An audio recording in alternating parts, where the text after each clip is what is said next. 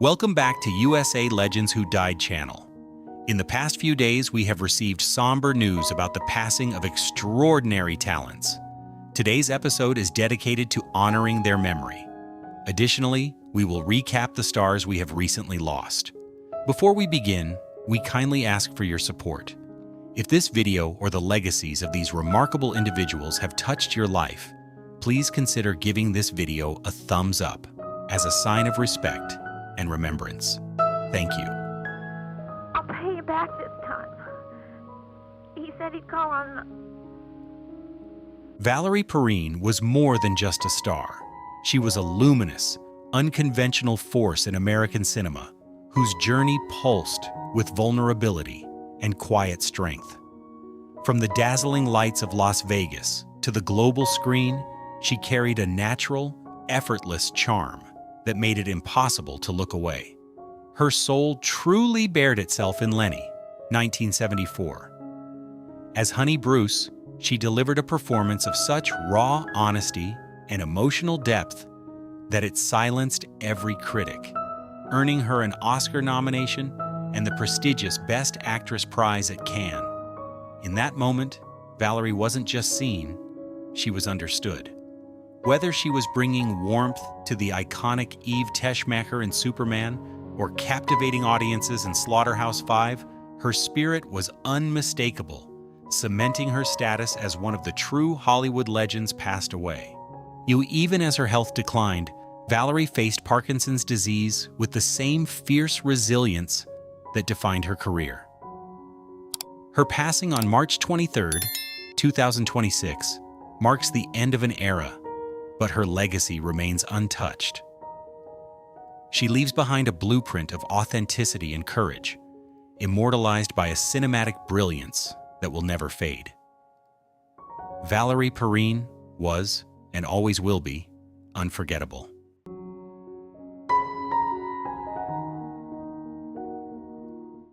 Your emerging hormones aren't developing a thing for me, are they? A thing? That pilot. I remember when James Van Der Beek first appeared as Dawson Leary, and like many people, I never really separated him from that role. He was the thoughtful kid with big dreams, trying to figure out life one moment at a time. That image stayed with us long after Dawson's Creek ended. Of course, his career did not stop there. He took on roles in films like Varsity Blues and shows like CSI, Cyber, always working, even if he was no longer in the center of attention. What stood out more over time was the life he chose. He stepped away from Hollywood noise, focused on raising his 6 children, and built something quieter and more real. In his last years, he faced a 3-year battle with colorectal cancer. It was a difficult period, but from everything shared, he handled it with strength and perspective. Yes, holding on to his family and what mattered most.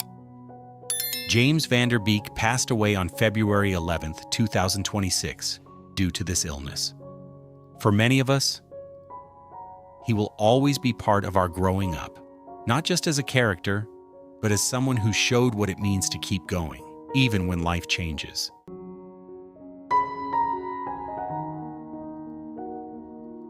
Be begging for mercy. Well, I'll stay away from her then. I wasn't much different. Breaking news. What if the man who taught the world how to love was the one who felt the most unloved? We call him America's dad, a symbol of kindness and stability. But Tom Hanks's journey to the pinnacle of Hollywood wasn't a fairy tale. It was a slow, painful erosion of self that the cameras never captured.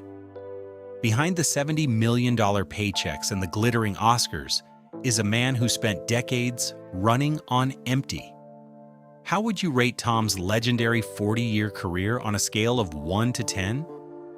Share your favorite memory of him in the comments. We want to hear from you. The tragedy of Tom Hanks began long before the world knew his name. Imagine a boy forced to move 10 times before his 10th birthday. Never having a bedroom to call his own, never hearing the same voice whisper, "Good night," for more than a few days.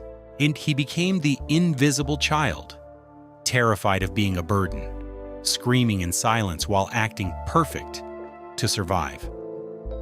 This deep childhood loneliness didn't just vanish, it became the raw, everyman vulnerability that made us fall in love with him. His early years in New York were a brutal battle. He slept on floors and shared cramped apartments, fueled only by a relentless fire to be seen. But fame brought its own darkness.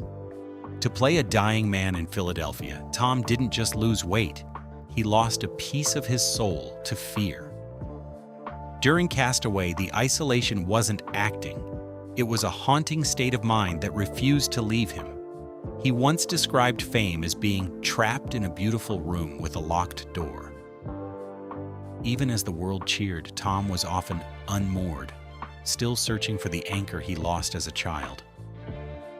Today, at 68, the kindest man in Hollywood, carries burdens we rarely see. Since 2013, he has battled type 2 diabetes, a chronic toll on his body from years of grueling physical transformations for his craft. He also wears the lonely crown of celebrity, navigating the heartbreak of family struggles and the public pain of his son Chet's battles with addiction. Yet despite the health scares and the mental fatigue, Tom walks with a grace that defines true character. Now, alongside Rita Wilson, his rock for over 30 years, Tom has finally built the stability he was denied as a boy. From his $26 million villa to his quiet retreat in Greece, he has turned his wounds into wisdom. Tom Hanks isn't a hero because he's perfect. He's a hero because he's profoundly human. He turned his pain into a legacy of kindness that defines a generation. If Tom's journey touched your soul today, subscribe for more untold stories of the stars we love. What is the one Tom Hanks movie you can watch over and over again? Tell us below. Completely focused on their passion. I do not remember the exact first time I saw Robert Carradine on screen, but I remember the feeling. He appeared in so many moments across film and television. He was never loud or overwhelming, yet somehow he stayed with you. Especially as Lewis in Revenge of the Nerds, a character who felt awkward, different, and oddly relatable. That role stood out because it gave a voice to people who were usually overlooked. He did not play a traditional hero, he played someone uncertain, a little strange, but determined in his own way. And that made the performance stick with you, earning him a place among the famous actors who died in 2026. Over the years, he kept working, showing up in films and television, including Lizzie McGuire, where a new generation saw a softer, more grounded side of him. He never seemed to chase fame, made just the work itself. Behind that steady career, there were personal struggles, including many years living with bipolar disorder. Robert Carradine passed away on February 23, 2026, after taking his own life. Looking back, what stays is not just a single role, but the feeling he left behind. He represented people who did not always fit in, and that is something audiences never forget.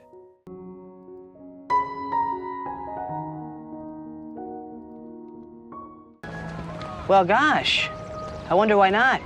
It couldn't possibly have anything to do with your sales pitch. Nicholas Brendon was an American actor whose work became closely tied to a defining era of television.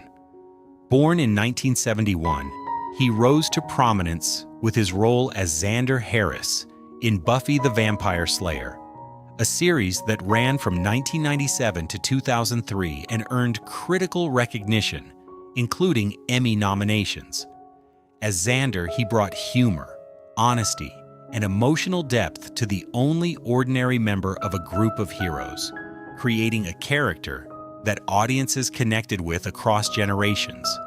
Beyond this role, he appeared in projects such as Criminal Minds and the cult film Psycho Beach Party, maintaining a steady presence in film and television. His life, however, included significant challenges.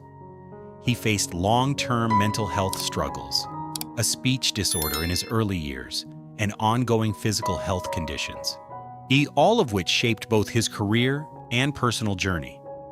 Nicholas Brendan passed away on March 20th, 2026, at the age of 54, from natural causes linked to prior cardiac conditions. He is remembered not as a flawless figure, but as someone who gave voice to the overlooked. Through Xander Harris, he showed that even without extraordinary power, a person can still stand, still care, and still matter.